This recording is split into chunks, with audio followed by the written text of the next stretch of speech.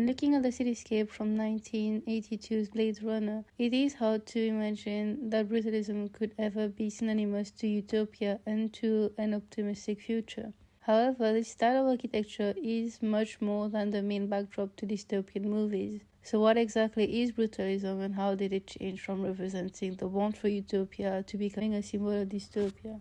The term brutalist derives from the French term béton brut, first popularized by the raw concrete surfaces of Le Corbusier and Auguste Perret.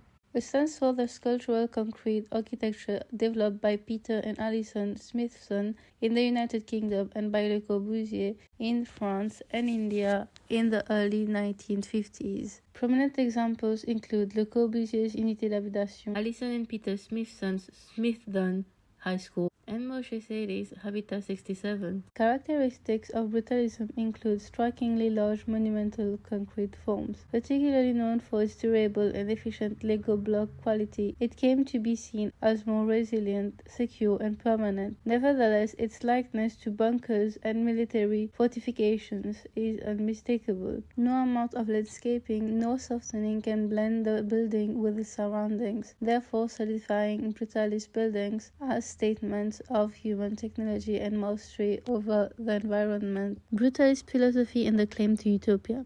To understand how brutalism was perceived as utopian architecture, it is important to account the leftist and working class associations of brutalism and its relationship to England's council housing estates, such as Alison and Peter Smithson's Robin Hood Gardens in East London. The intention behind brutalist buildings is to affect its inhabitants and users as showcased through honest structures with the materials left raw and the labor value of the buildings readily evident.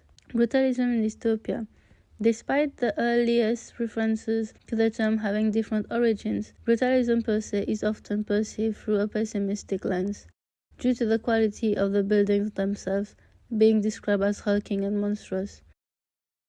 Moreover, the brutality of the regimes that sponsored their development and the tragic lives of many of the residents of brutalist public housing solidifies this pessimistic view. This is a valid perspective for those who became familiar with brutalism in the 1970s and later. The buildings, already in a state of decay, became an ideological symbol of state tyranny and the failure of the welfare state. Why choose film as a medium? The medium of film is thereby used in order to explore how brutalism has been perceived across decades. In many ways, movies embody views on social life in a more or less distant future. Moreover, there is a strong emphasis upon the connection between modernist architectural styles and the material evocation of dystopia when addressing the relationship between urban architecture and the science fiction filmmaking. Based on a sample of American science fiction films from the 1970s, Babish highlights the shared practice of taking architectural vocations that had been planned, promoted, and constructed with utopian forms and rhetoric and repurposing them to depict dystopian futures. The modernist utopias of the recent past were recast as dystopias of the future when Western architecture increasingly embraced postmodern form. In A Clockwork Orange, 1971, for example, Stanley Kubrick stages his portrait of violent dystopian London in the unfinished modernist Thamesmead housing estate. Additionally, Babish argues that the film serves as a searing rejoinder to the impractical open-ended utopianism of the modernist large-scale plan. The urban spaces of science fiction film thus constitute a form of architectural critique, while also highlighting the persistence of modernist forms by projecting them into an imagined future. Similarly to how the urban dystopia of Blade Runner has been read as a pastiche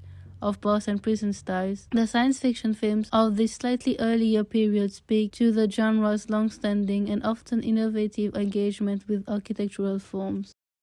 The relevance of the present in the future. We note that the architecture of the past is very much rooted in presentism, whereby the imagined architecture of the future takes its shape in the current socio-political landscape and architectural landscape of the time the movies were made in. The visual aspect of the film heightens the presentism of science fiction dystopias, and it is here that architecture plays a role. As showcased in Brazil and the Hunger Games series, the production design of the presentist future draws on the dead styles of historical architecture, quoting and incorporating them into purpose-built studio sets and models constructed in miniature or rendered in virtual environments. Additionally, these films draw directly on architecture in the real world, selecting and reworking built environments to stand in for spaces of the future. Science fiction movies may employ architecture to establish a particular relationship to history, a specific experience of time. In some cases, the styles of the past are projected into the future in a way to invoke past meanings and functions associated with them. In others, however, traces of the past are defamiliarized, estranged, and thus given a new relationship to historical time. As Jameson suggests, science fiction serves to defamiliarize and restructure our experience of our own present. Either way, the presentist conception of the future differs noticeably from that of other eras. Whereas the imagined future was once associated with progress and utopia, more recent science fiction films project the future as a threatening extension of the present, as dystopias, which are detached from the expectation of progress.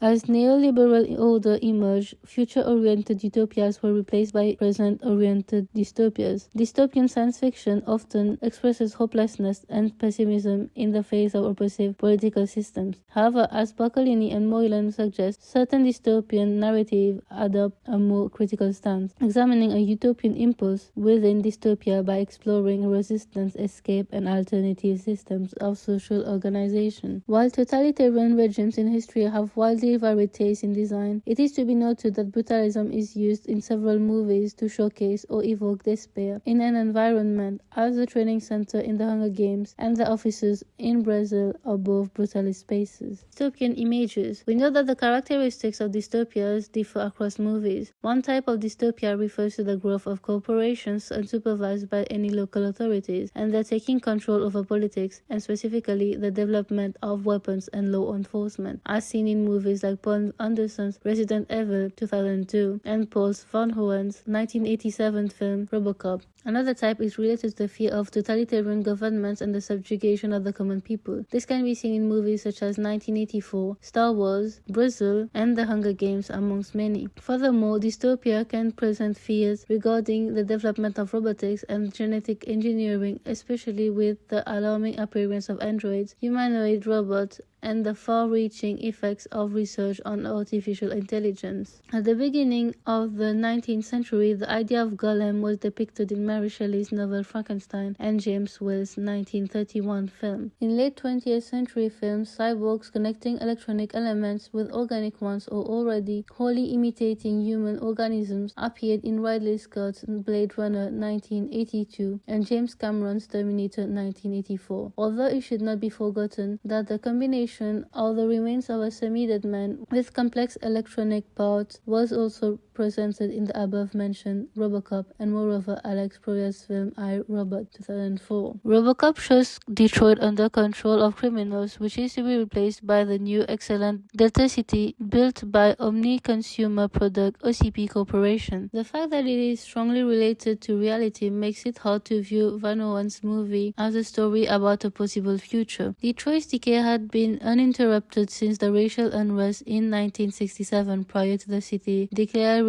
bankruptcy in 2013, and the famous car factories abandoned as well as warehouses and numerous residential homes. While the fate of Detroit was still uncertain at the time of the film's making, currently Detroit itself would provide a better setting for the movie than the Pittsburgh plant in the suburbs of Monenson in Pennsylvania. It was also for convincing reasons that the 170-meter brutalist concrete town hall, the Reunion Tower 1978 in Dallas, and the neighboring Hyatt Regency buildings were chosen as the headquarters of a corrupt industrial corporation. The tower unambiguously suggests business control over the city, while the hotel's cover with reflective glass symbolizes isolation and secrecy in terms of decisions taken by the management of the OCP. Furthermore, the use of the brutalist Roberts Library at the University of Toronto as a futuristic prison and command center and Resident Evil Afterlife 2010 parallels the use of brutalist buildings in RoboCop. These similarities are further extended to the Boston City Hall, as all aforementioned brutalist buildings share a likeness to an impenetrable fortress. Boston City Hall was constructed at the end of a period of political idealism and optimism, as made obvious by its materiality and honest showcase of concrete. However, in its quest to showcase raw material, it ends up up hiding the government away from the people. As such, we see that brutalism has somehow become what it originally stood against. While brutalism seeks an honest depiction of material used in the building itself hides the people inside it. This is a result of brutalism's aversion to glass, perceived as deviating the focus away from concrete. However, in doing so, and despite its lack of ornamentation, brutalism, similarly to previous classical architecture reserved for the monarchy, led to hiding the government. As both architectural styles hide the government in towering enclosures, which is depicted in Robocop, it is conspicuous how importantly government is linked to dystopias and the idea of rebellion that stems from it, thus leading us to the idea of utopian impulse in rebellion. In Blade Runner, the scene we used in the film paints a vision of a world having reached an end and is dying together with those who have contributed to it. The death of the brilliant inventor of the replicants from the hands of his creations is suggested by the slow destruction of the environment in which people and doubles have to exist. The city shown in the film is Los Angeles in 2019, with a population of 90 million, mostly Asian immigrants wearing strange oriental costumes. Most of the scenes of urban life were shot in the film studio in Burbank, where models of all houses were built using methods similar to those used in Lang's metropolis, which in the new weather conditions were encircled with pipes supplying fresh air. This motif of exposed pipes is also present in the movie Brazil, a movie whose key intertext is George Orwell's 1984,